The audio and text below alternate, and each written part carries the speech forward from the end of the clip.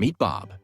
Bob is a regular guy who enjoys sleeping, snacks, and not doing much. But every morning, at exactly 7 a.m., a loud, evil alarm clock drags him out of his peaceful dreams and throws him into the world of work.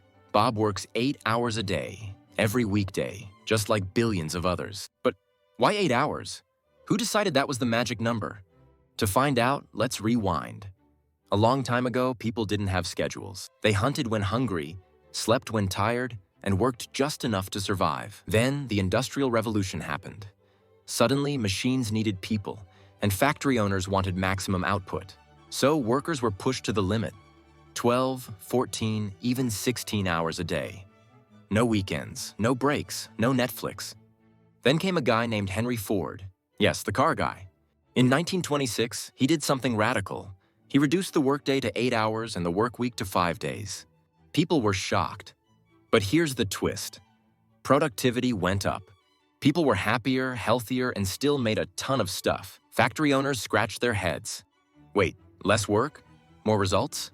And Ford was like, yep. Also, people had more free time to spend money on Ford cars. Genius move, really. Soon, other companies followed. Not because they cared, but because, well, Ford was making bank. 8 hours became the gold standard, like a sacred number, holy, untouchable, even though no one really asked workers if they liked it. Over time, this 8-hour rule got copy-pasted everywhere, from factories to offices to Zoom calls that could have been emails. The world moved on. We invented the internet. We landed on the moon. We created coffee that tastes like disaster.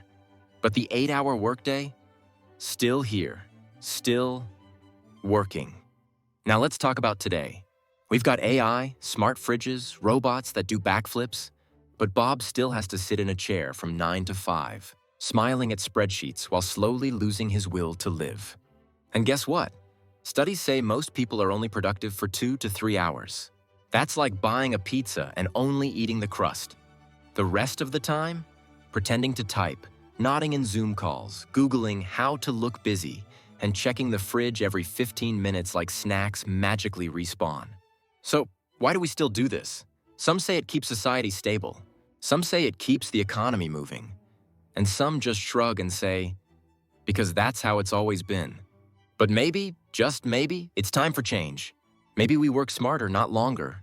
Maybe we let Bob nap and be productive. Maybe we redefine what a workday really means.